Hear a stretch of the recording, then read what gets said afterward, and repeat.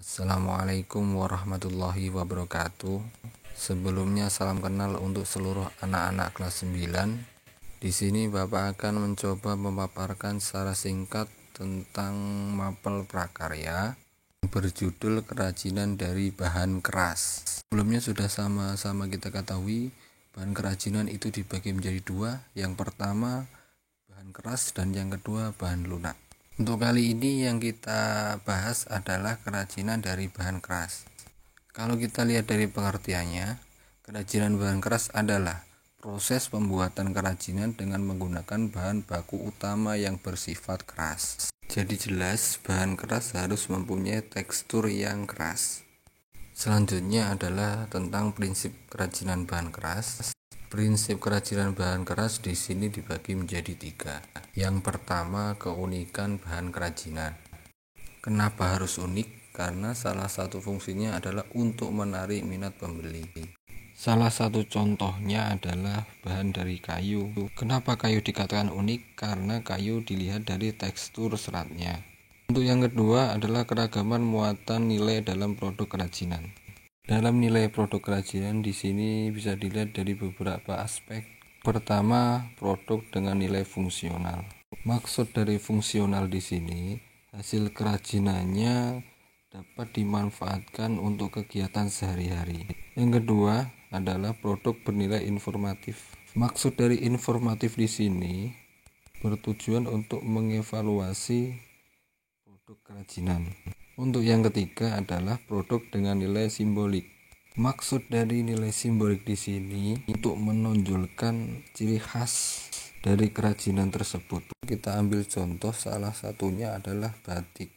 Tentunya batik dari masing-masing daerah mempunyai ciri khas tertentu. Yang keempat adalah produk dengan nilai prestisi atau kewibawaan karena mempunyai nilai yang tinggi. Untuk aspek yang terakhir atau yang ketiga, yaitu aspek rancangan dalam kerajinan. Seorang pengrajin harus mempunyai perencanaan dalam pembuatan kerajinan.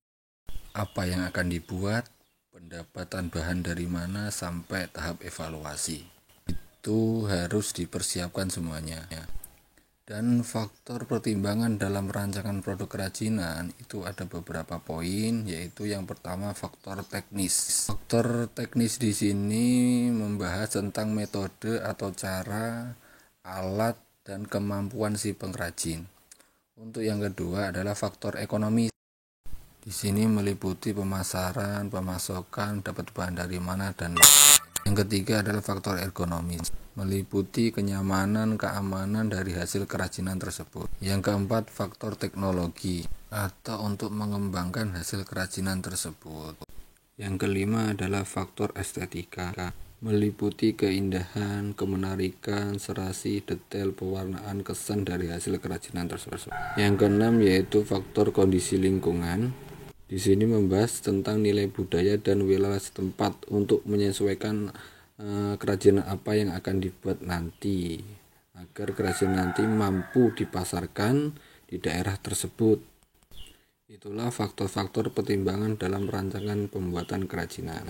Selanjutnya adalah jenis dan karakteristik kerajinan bahan keras. Di sini kerajinan bahan keras dibagi menjadi 2. Yang pertama adalah bahan keras alam atau biasa kita sebut alami, yaitu kerajinan yang bahan baku pembuatannya dari alam yang belum mengalami pengolahan. Jadi jelas-jelas kita ambil dari alam sekitar kita. Contohnya bisa bambu, rotan, kerang, dan lain-lain. Untuk yang kedua adalah bahan keras buatan, yaitu kerajinan yang bahan baku pembuatannya sudah mengalami pengolahan.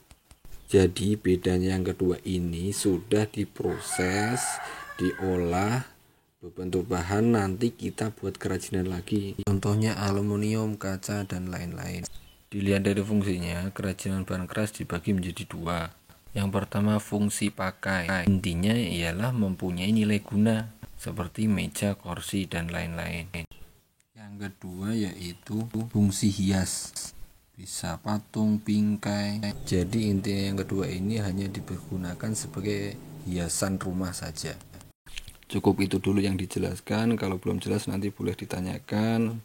Saya tutup. Assalamualaikum warahmatullahi wabarakatuh.